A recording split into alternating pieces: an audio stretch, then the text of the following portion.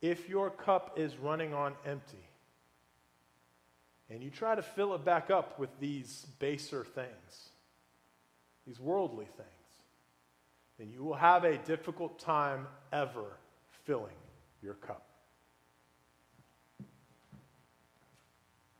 But on the other hand, if your cup is overflowing, then you will find generosity is easy because you are living in a spirit of abundance.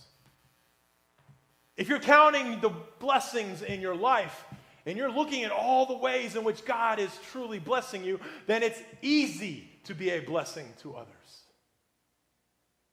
If you are filled up with the love of Christ,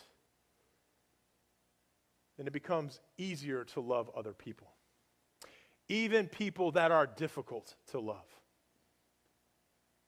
It turns out that it was silly for me to want to hoard God's blessings for myself, because it turns out that God's blessings spread as we give them away, like that never-ending bag of children's Halloween candy. Sometimes there's a lot, sometimes there's a little, but that bag is never empty. And we're about to fill up that bag again. Y'all, I've got Jolly Ranchers from like 8 years ago.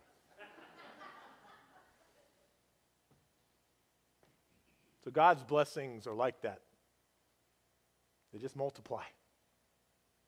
It turns out that it was silly for me to be concerned about having more love for a second child, because as soon as she showed up, God gave me an extra helping of abundant love to pour into her life.